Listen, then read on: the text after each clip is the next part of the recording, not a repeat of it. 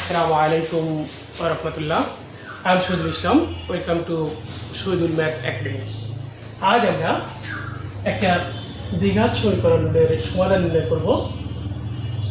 3 - 4x - x² = 0 দ্বিঘাত সমীকরণের সমাধান নির্ণয় করো। তাহলে চলো আমরা সমাধান নির্ণয় করি। দেওয়া আছে 3 - 4x - x² = 0। এই সমীকরণটাকে আমরা একটু আদর্শ আকারে প্রকাশ করি।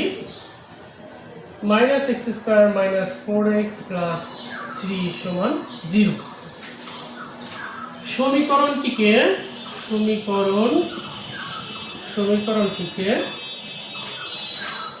দ্বিঘাত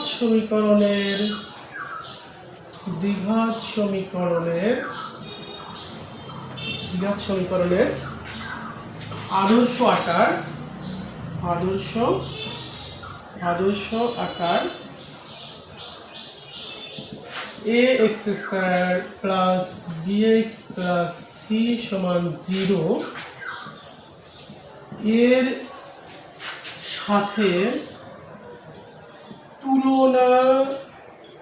তুলনা করে পাই। তুলনা করলে কি পাই আমরা? দেখো যে এখানে আমাদের x² ছিল, x² এর সহগ ছিল a, আর এইখানে x² এর সহগ আছে -1। তাহলে আমরা লিখব a = -1। এখানে x এর সহগ b, এইখানে আমাদের আছে x এর সহগ -4, তাহলে b = -4। এই সমীকরণটাতে c আছে, মানে ধ্রুবক পদ।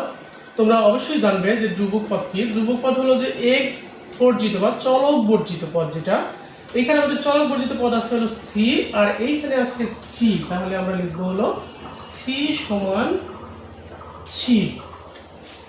তাহলে আমরা একটা ওই সূত্রটা জানি, যে সূত্রটা যে x =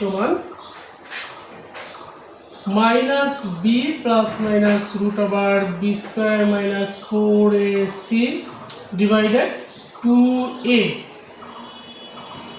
এখন আমরা মান বসিয়ে দেই। b এর পরিবর্তে আমরা বসাবো -4, তাহলে এই -4 আর এই মাইনাস প্লাস হয়ে গেল, তাহলে আমরা লিখব +4 ± √4² -4 এর মান -1, c এর মান 3 / 2 × -1।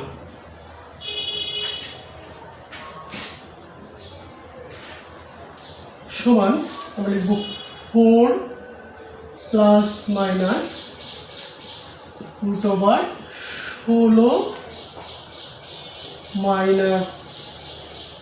মাইনাস, আর এই মাইনাস আর এই মাইনাস গুণ করলে প্লাস হবে, প্লাস 3 আর 4 গুণ করলে 12, তাহলে নিচে আমরা হবে হলো -2। তাহলে 4 ±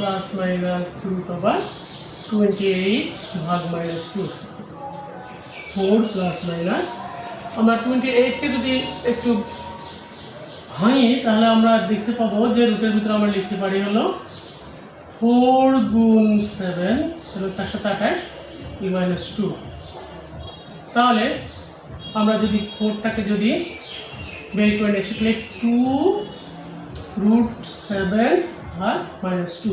উপর থেকে আমরা যদি 2 কমন নিই, দেখো যে 2 যদি আমরা কমন নিই, তাহলে 2 কমন নিলে এখানে আসবে 2 ± √7 ভাগ -2। এই 2 আর এই 2 বাদ যাবে, তাহলে -2 ± √7। তাহলে আমরা x সমান আমরা পেলাম হলো x সমান, সুতরাং x সমান আমরা পেলাম -2 ± √7। সুতরাং এখানে আমরা x এর দুটো মূল পেয়েছি, সুতরাং মূলদ্বয় নির্ণয় সমীকরণের মূলদ্বয় একটা হবে হলো x সমান -2 +√7 এবং আরেকটা x সমান হবে হলো -2